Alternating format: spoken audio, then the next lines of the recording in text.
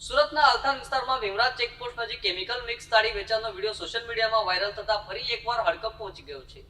વિડીયોમાં એક મહિલા ખુલ્લેઆમ કેમિકલ વાળી ભેળવી તાળી વેચતી હોવાના દ્રશ્યો સામે આવ્યા હોવાનું ચર્ચાઈ રહ્યું છે, જેથી સ્થાનિકોના આરોગ્ય માટે ગંભીર ખતરો બની શકે છે। સ્થાનિકોના જણાવ્યા મુજબ આ વિસ્તારમાં આવી ગેરકાયદેસર પ્રવૃત્તિ કોઈ નવી બાબત નથી। અગાઉ પણ આવા અનેક કિસ્સાઓ સામે આવ્યા હોવાની માહિતી મળી રહી છે। તેમ છતાં આ પ્રકારના ગેરકાયદેસર ધંધા ઉપર અસરકારક રીતે રોક લગાવવામાં તંત્ર નિષ્ફળ રહ્યું હોવાના ગંભીર આક્ષેપો ઉઠી રહ્યા છે।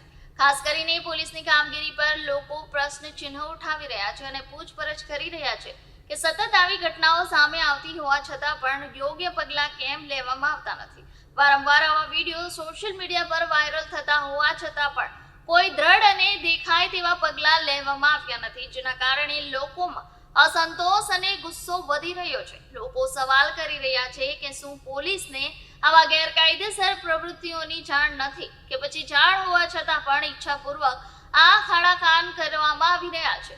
આ પ્રશ્નો માત્ર હવે ચર્ચાનો વિષય નથી રહ્યા, પરંતુ લોકોના વિશ્વાસ પર ગંભીર અસર કરી રહ્યા છે। સ્થાનિકોમાં ભયનો માહોલ છે કે આવી ઝેરી તાળીના સેવનથી કોઈ પણ સમયે ગંભીર દુર્ઘટના સર્જાઈ શકે છે, જે લોકોના જીવન માટે ખતરો બની શકે છે। આવી પરિસ્થિતિમાં તાત્કાલિક અને કડક કાર્યવાહી જરૂરી બની જાય છે, જેથી આવનારા સમયમાં કોઈ અનિચ્છનીય ઘટના ટાળી શકાય છે। અને જોવાનું એ રહ્યું કે પોલીસ અને સંબંધિત તંત્ર આ મુદ્દાને કેટલા ગંભીરતાથી લે છે અને ક્યારે દ્રઢ પગલાં ભરે છે। તો આ મામલે કડક કાર્યવાહી કરીને ગેરકાયદેસર પ્રવૃત્તિઓ પર લગામ લગાવવામાં આવશે કે પછી આ મુદ્દો પણ માત્ર વિડીયો અને ચર્ચાઓ સુધી જ સીમિત રહી જશે, તે અંગે લોકો આતુરતાપૂર્વક રાહ જોઈ રહ્યા છે।